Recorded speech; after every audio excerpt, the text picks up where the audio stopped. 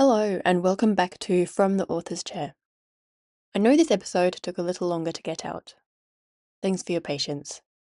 Life's been a bit of a juggle lately. We had a guest staying for a few weeks, my toddler's sleep schedule is definitely getting creative, and my voice has been a little scratchy, which is not ideal for recording. But I did use that downtime to dig into some voice isolation techniques to improve my audio setup, so hopefully this episode sounds a bit clearer. Let me know what you think. During that time, though, I did create some milestone news that I would love to share with you. I finished and handed in my manuscript for Iron Angels to my developmental editor. This is a really big moment, and of course, in true me fashion, I've already rolled straight into the next writing project while I wait on feedback. I just don't think my brain can have chill, ever. If you've never worked with a developmental editor, here's a quick tip. They're not looking for grammar much at that stage. They focus on big picture structure, pacing, character arcs, helping you on the wider part of the story. A really good developmental edit can reveal what your story is really about and help you bring that to the surface in a way that you've never imagined. Of course, it can be humbling, like anything of that nature, but it's very worth it. They're like surgeons for a story, and your book comes out stronger on the other side. It's definitely worth it. But of course, finding a good editor can be a bit challenging, a type of editor who works with you. Okay, in today's chapter, chapter 6, Yoshiko gets her first taste of dragon tier training, and I do mean that literally. Her mother, the daimyō Asumi, puts her through the kind of training where survival is optional. Welcome to next level discipline and deadly elegance, Asumi style. Let's begin. Chapter 6, Training a Dragon.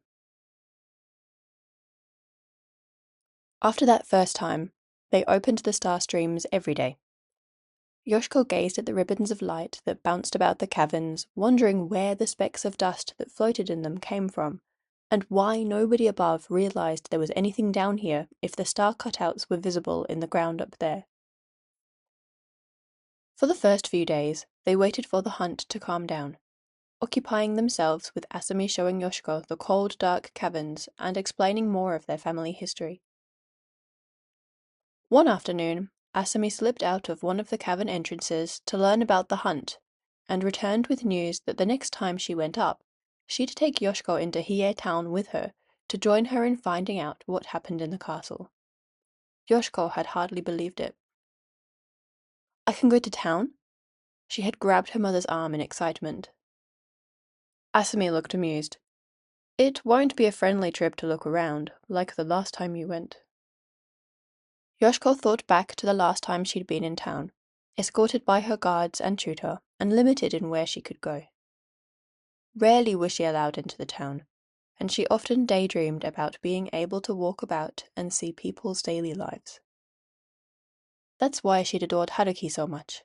She brought exciting tales of ordinary life, described the town in beautiful colours, brought songs and stories from the townsfolk, and handmade treats from small local stores. Yoshiko had always wanted to join Haruki and walk together in the streets, chatting and laughing and exploring. But she'd never been able to, and now she wondered whether Haruki was well, and whether she'd see her again at all. Was she back in the castle, wondering where Yoshiko was? What will we do? Yoshiko figured any opportunity to go into the town would be enough. Perhaps she could persuade her mother to let her meet Haruki. Asumi looked her daughter over and raised an eyebrow. Yoshiko felt scrutinized. You'll see. You performed well in your training at the palace, but your practical skills were lacking when we escaped. If we're to be sneaking about the town and finding out what's gone on at the castle, you'll need to improve. Yoshiko was about to interject with a reminder she'd never expected to have snuck out of her own home, but knew it would be pointless to say to the warrior power that was the dragon daimyō. She shut her mouth immediately. Her mother was incredibly strict in anything related to training. You need to be able to remain unseen, even to a ninja, and move even beyond their skills, Asumi continued. Yoshiko's mouth dropped open. The ninja were notorious figures of the night, a covert group of highly trained, stealthy fighters that were said to have unique heritages of hidden powers. There was no way she could beat them for skill and stealth. If her father was here, she'd have turned to him to plead to reason with her mother, that there was no way she could or wanted to become like a ninja. He'd have chuckled and encouraged her instead, which was all she needed, really, friendly encouragement. But he wasn't there and wouldn't be ever again. She sighed, feeling dejected at the impossible wall put in front of her. You have the curse of our family. A dragon's enhancements will help you, said Asumi, as if able to read the thoughts from Yoshiko's face. You just need to know how to use it to your advantage. From now on, I'll teach you what you would have learned when you came of age. Be prepared. Misuse it, or use it too often, and the curse will show its true nature. Can I learn to fly? Asumi chuckled. I'm not sure about that one. It's a lovely dream. I've heard tales of people in our family who could transform, though their curse escalated so quickly they suffered for it. Asumi fidgeted with her sleeve. Worth the risk, I wonder. Her mother snapped back to attention. Come, I will train you myself. It seems Chinnen got too soft in his older age. Whether Chinnen had gone soft in his older age, Yoshiko would never know. But that day, Asumi trained Yoshiko harder than she'd ever trained before, pushing Yoshiko beyond her limits to combine her senses with physical movements. It wasn't that it was too physically demanding, though it was, but that her mother was making her use what she'd never used before, forcing her muscles to work harder and more efficiently, and her ears to strain to pick up sounds like the soft shift of fabric pulling, and suggesting someone was raising their arm to attack from behind her. Your ears can open up a new world of sight beyond what you know. You can't see behind you, but you can hear behind you. Use that to open up your vision from all angles. Asumi crept up from behind her and pushed her foot into the back of Yoshiko's knees, twisting Yoshiko off balance and dealing the final blow by tugging on to the back collar of Yoshiko's kimono, pulling her crashing to the ground with a gasp as the air was pushed from her lungs. Yoshiko swept herself up, careful not to tread on her hakama, and coughed, raising her guard again and watching her mother carefully.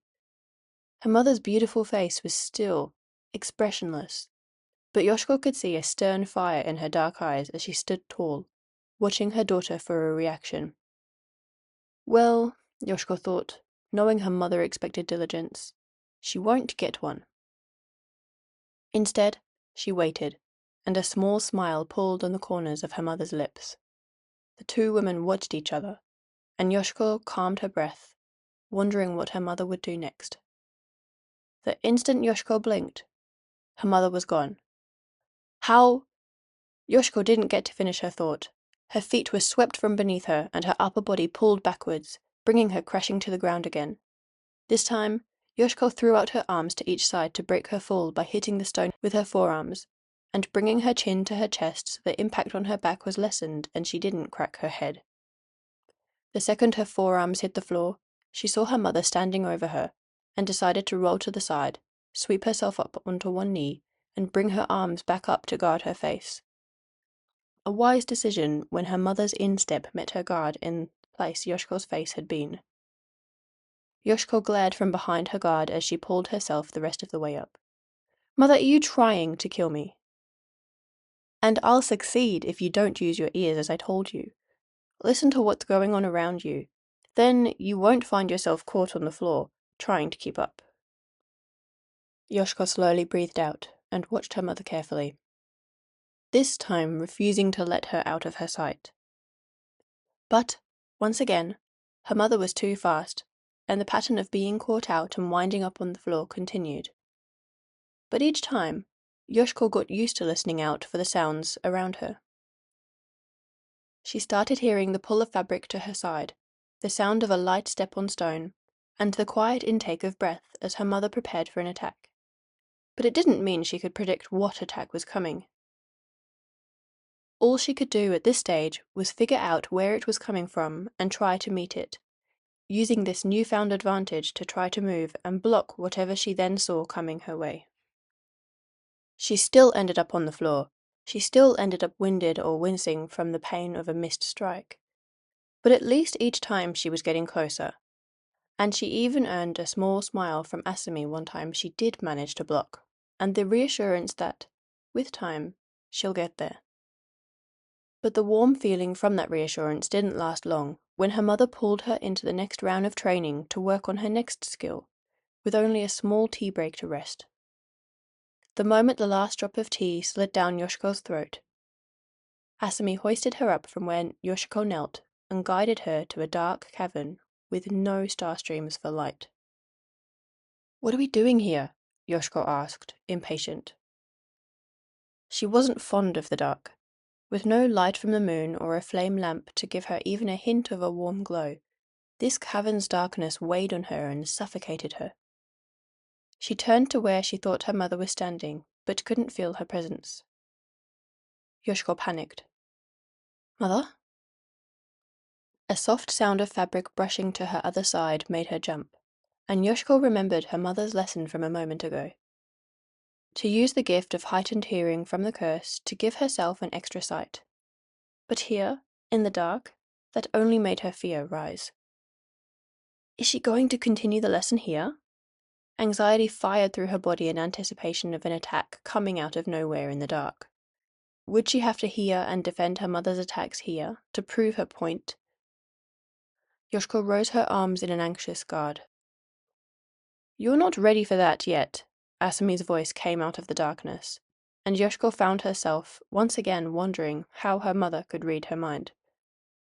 "Here, you're going to overcome your fear of the dark and learn to extend your sight to see better."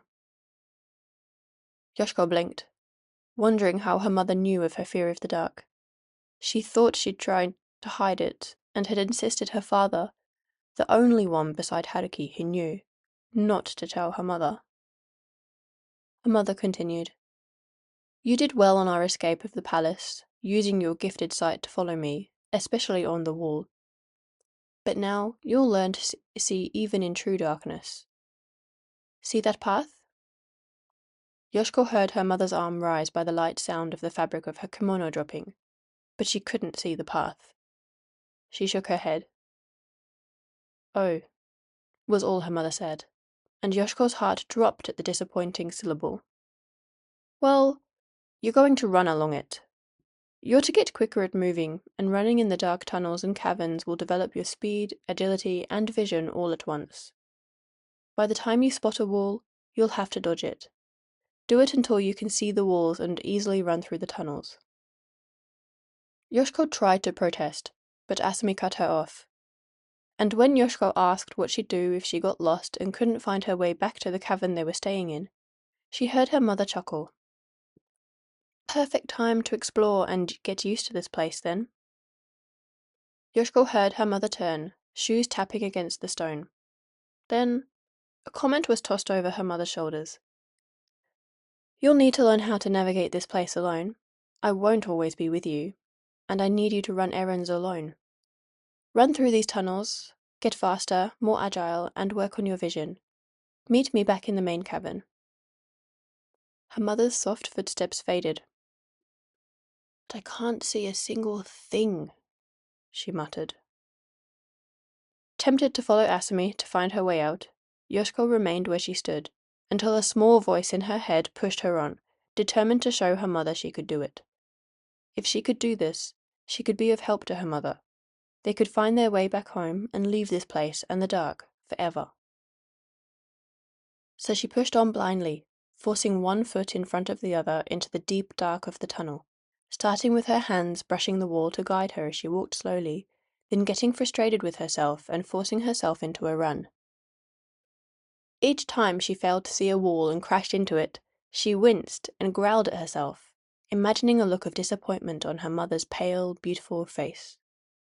So each time, she tried again, trying to run faster, looking out for a looming shape of a wall in the darkness, straining her eyes and instead stumbling over a crack in the floor and hitting the ground hard. Yoshiko tried to block out the sound of even the blood pumping through her ears as she panicked at not knowing which way was up, trying to calm her breathing, reassuring herself that if she could start to see in the dark better, she wouldn't be as afraid. So she pushed on, forcing herself to run faster, dodge faster, and ignore the pain as her body scraped against the walls or when she tripped and fell. And by the end of it, she wasn't sure which session had bashed and bruised her more, being attacked and thrown to the ground by her mother, or her own clumsiness from running in the dark. But eventually, after running for what felt like hours, with her panic rising again when she thought she'd be lost in these tunnels forever until she died of injury, starvation, or thirst, Yoshiko saw a faint light glowing ahead and grinned with relief, pushing her exhausted legs on until she collapsed, gasping for breath, onto the cavern floor at her mother's feet.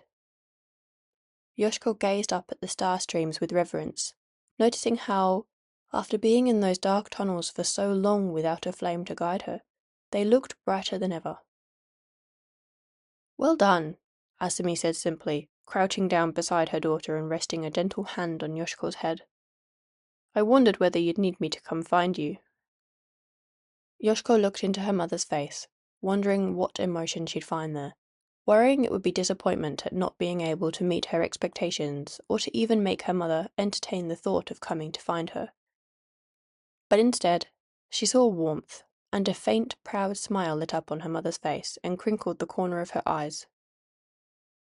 Yoshiko smiled, and the pain from all the times she crashed into things didn't feel quite so bad anymore, as the feeling of receiving praise from the woman she looked up to and felt she'd never be able to reach eclipsed all else.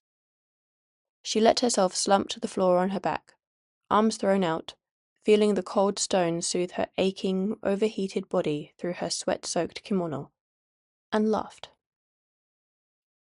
"I don't know how you do it, Mama. You do all this and look like it's a stroll in the gardens. And look at me, one day of training with you, and I probably look like I've been through a war, mostly from my own doing." Asumi lowered herself to sit beside Yoshiko, pulling her hakama out of the way and crossing her legs, leaning back and looking up at the star streams. Yoshiko looked up from where she lay on the floor and admired the way the light from the star streams made her mother's face glow. "Well, I've got 20 years on you," Asumi said, face thoughtful. Then she looked down at Yoshiko, meeting her gaze, and a wicked grin flashed across her face. "Still, another few decades training like you did today, and you might just catch up." Yoshiko glared up at her mother, wondering what kind of monster Asumi was beneath her elegant appearance. She knew her mother was a famed warlord, but she was starting to think she was closer to being an Akuma demon than anything else, and half expected flames to erupt from her mother's body the next time they trained. Yoshiko rested her cheek against the stone floor and reflected on what she'd learned, wondering whether Chinen had been soft on her all along. She squeezed her eyes shut, refusing to think about it. It wouldn't change anything. "Quickly change," Asumi's voice came from further away. Yoshiko hadn't even heard her move. "It's nearly nightfall. We leave for the town when darkness falls." When Yoshiko managed to push herself from the floor, Asumi was nowhere to be seen. The town! Yoshiko was excited. When she lived in the palace, she dreamed of going into the town and walking about as a citizen might. Haruki brought wonderful stories of laughing children darting about your legs, men and women chatting as they went about their daily chores, and businesses bustling with activities. Yoshiko desperately wanted to see the shop front of the mochi store Haruki had said was run by the tallest woman she'd ever seen. Even it would be dark when she and her mother slipped from their hiding place, and no customers or produce would be in sight. She hoped she'd at least be able to see the buildings and the shop signs. "Will we have to go out of the entrance on the side of the wall again?" Yoshiko asked her mother, staring at her still recovering grazed hands and not liking the idea of hanging off a steep stone wall again. Asumi shook her head as she tugged on a pair of navy jigatabi shoes. "Remember I said there were entrances to the caverns all around here, town? The caverns lie under the city, so there are plenty of entrances to use. Today, we'll use the one that comes out in an alleyway by one of the town's main streets. Asumi brushed down her hakama and stood, ready, observing Yoshiko. Then she nodded and led them to a different tunnel.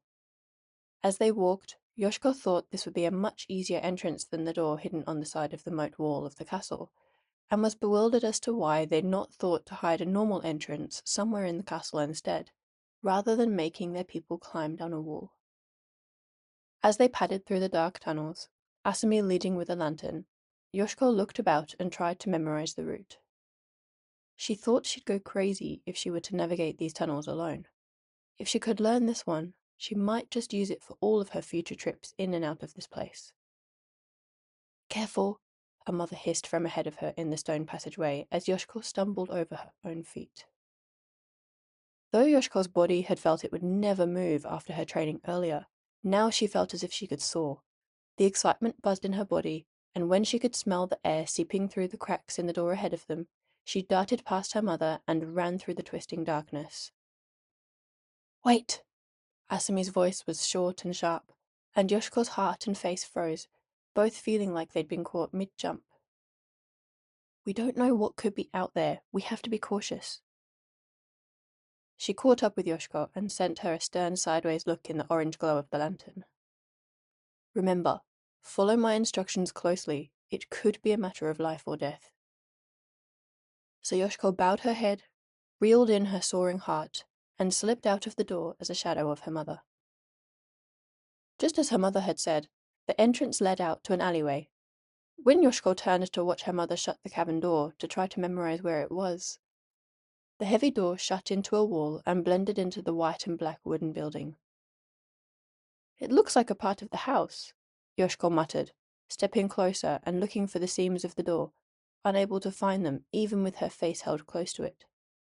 "Which bit of the handle?" "Which bit is the handle? How do you open it?" Asumi showed her a wooden panel that raised slightly, and a soft thud suggested a hatch had been lifted. Then Asumi pushed it back down again, once again making the door look a part of the wall. Yoshiko was impressed. "Does the owner of the building know about this?" she asked, eagerness rising once again. Asumi shook her head and then gestured for silence. Yoshiko gulped. She'd ask questions later. The dark alleyway led out to a small street with closed shops on either side, their awnings shut and produce packed away while the people of here slept. Yoshiko peered about in the hopes of seeing clues of what was sold here, squinting in the darkness to read the dark ink-painted signs on the wooden panels above the awnings and doorways. Her mother hissed at her from ahead to hurry. "Remember what I said. You must follow my every order and keep up. From here, we go quicker. Remember your training." That was all Asumi said before she dived into a run, twisting through small backstreet alleyways of Hie's sprawling streets, confusing Yoshiko's sense of direction. Yoshiko tried to look around and remember where they were going without getting distracted by the new sights. But Hie was a largely populated town with small bustling streets, winding pathways, and steep hills separating different parts of the town, with only those in the upper ring, closest to the castle at the center of town, able to afford the larger, wider plots of land. It would take her many trips to learn. Yoshiko tried to keep up with her mother, pushing her hearing, vision, and agility to the edge like she was expected to. But with her eyes boggling at new sights and her muscles still aching from training, it was a challenge. And out here in the open, away from the safety of the caverns, Yoshiko feared that someone might be watching them or following from a distance they couldn't detect, ready to attack them and take them back to those who had betrayed them. Yet despite the spike of fear, she felt more alive than ever. With the air buffeting around Yoshiko as she ran, she wondered whether air had ever felt that fresh. Its cool feel against her warm skin felt refreshing, and she drank it in as if it was her first day on Earth and she'd never experienced it before. And though this was a mission to be taken seriously, with orders ready to come from her mother any moment, she couldn't stop the grin from spreading across her face. The direction Asumi took them on led downhill, and Yoshiko knew that meant they were heading away from the center of Hie, away from the palace, down to the port. This way, steep hills led in levels down to the harbour. Yoshiko glanced at her side to see the buildings change from close-knit shop establishments with sleeping areas above them to small homes with low walls and small gardens around them, before turning once again into establishments, fish shops and inns, and in one open area between streets, an empty marketplace, where Yoshiko imagined an open-top fish market would fill the area with lively trade when the people of Hiei woke. Here, away from the centre of town, the air was cool and fresh and smelt of the sea. In the centre of town, the air felt much closer and smelt of wood smoke, with incense from the multiple shrines and of the large public gardens that punctuated the different zones of Hiei. The two women scrambled up onto the roof of an inn at the first sign of someone moving on a street beside it, a cough and a shuffling footstep. From there, Asumi led the way across the sloping tiled rooftops, leaping over alleyways and creeping past windows where the people of Hiei slept. Then she turned, stopping their descent, taking them on a slight incline back up the hill towards another residential area. Where is she taking us? Yoshiko wondered as she looked around, trying to identify the smell of the place and figure out if they'd been here already. She didn't recognize it. Her nose picked up scents of clay, not salt and fish, like the place with the open-top market. As they leapt from building to building, Yoshiko wondered where in the town Haruki lived, and whether she lived in a building like these or in one of the buildings up the hill, closer to the castle. Yoshiko resolved that if she ever came into Hiei alone, she'd try to find Haruki. She remembered her light scent and knew the name of the place Haruki lived. With both of these, Yoshiko thought she might be able to figure out where her friend was. A signal from her mother tore her back to the present. She caught up to her mother, who had finally stopped and crouched on the edge of a roof. Yoshiko ducked so she could hear what her mother would say, trying to still her heavy breathing. One last thing. Drop down that side of that building when you're certain there's no one about. Don't move until it's safe. Yoshiko looked to where her mother pointed and nodded. When she turned back, her mother was gone. Looking about her, Yoshiko tried to figure out where Asumi had disappeared to. Once again, it would remain a mystery. When Asumi had said they needed to be better than a ninja, she'd meant it.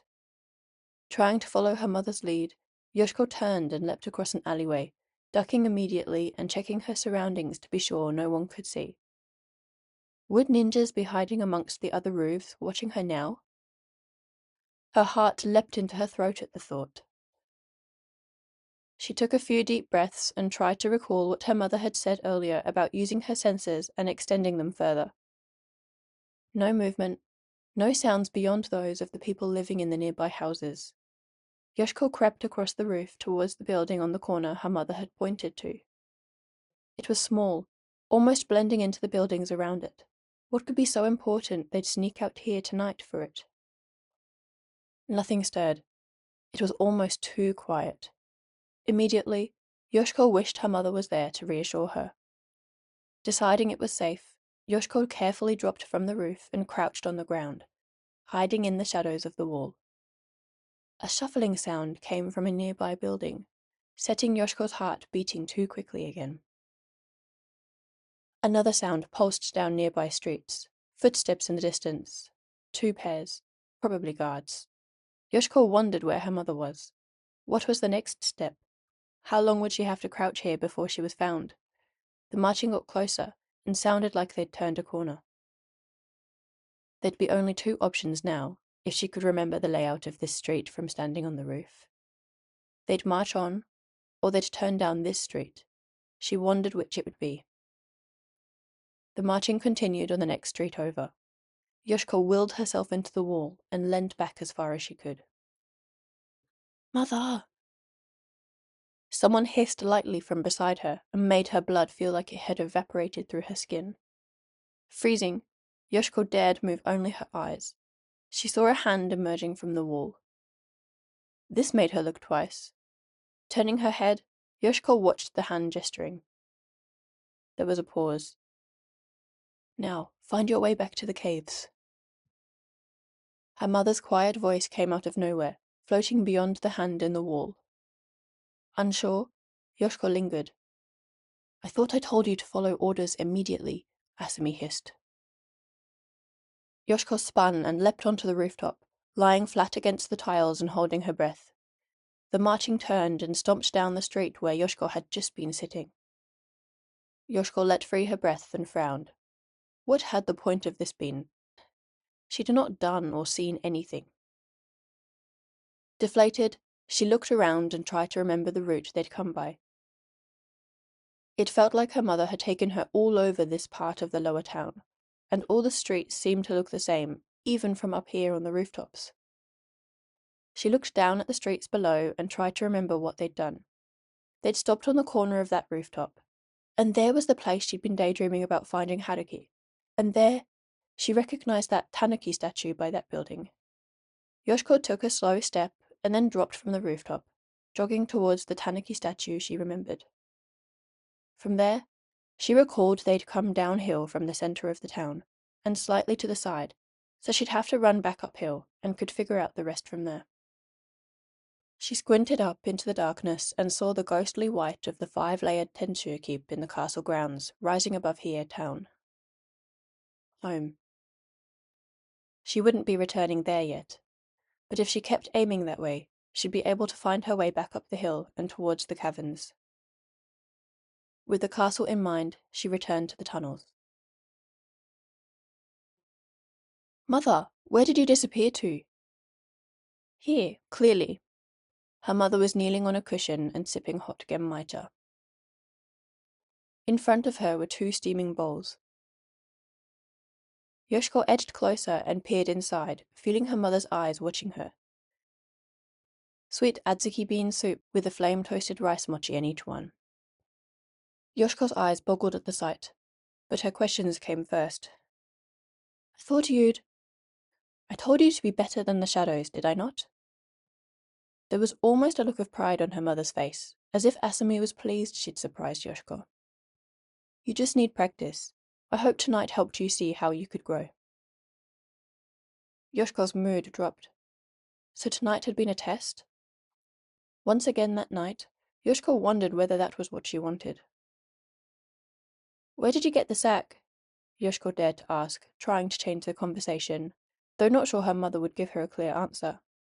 Her stomach gave an inelegant gurgle as she smelled the tea and the sweet adzuki. Tonight, when we went out. Is that where you went? I was worried. How did you get it? In time, I'll show you, when you're used to moving around the town. Yoshiko sighed, dropped to her knees on the stone floor, and watched the flames, not knowing what else to expect for that evening. A shuffling from beside her made her look back at her mother, who was watching her and pushing the bowl of hot adzuki dessert across the floor towards her. Then, her mother took her own bowl and sat with a happy expression on her face, looking only at the food. Seeing this, Yoshiko couldn't help but smile. So what if her mother had been testing her tonight? She reached for her bowl and looked back up at her mother, who was now distracted, hot bowl in one hand and chopsticks in her mouth, eyes staring into space. Yoshiko grasped her own bowl in her hands, gasping at the heat of it, and wondering how her mother was holding onto hers so easily. Instead, she clutched the bowl with her sleeve and smiled at her mother's peaceful face. It was the first time Yoshiko had seen Asumi like this since they'd escaped. Asumi must have noticed her daughter looking, because she caught Yoshiko's gaze and spoke. Enjoy it while you can. We won't be able to enjoy food like this much anymore. But you earned a treat. Eat while it's hot. Yoshiko marveled at her mother's polarized personality. Fierce, determined warlord who loved sweets. While she wasn't as soft as easygoing as Hitoshi, whose parenting was much more consistent and open, Yoshiko realized that, in her own way, her mother was trying to show she cared. Giving her the skills she needed to survive and encouragement in the form of the thing they both loved. Treats. And that's the end of chapter 6. This was a long one, so I ended up recording it over 2 mornings. I only get a small window of quiet time to record, between 3:15 and 4 a.m, which sounds like plenty, until you factor in water breaks, retakes when I stumble on a line, sometimes a few times, and those sneaky moments where the chapter just keeps going on a little longer than expected. Honestly, if I was to redo this one, I would want to split the chapter into two.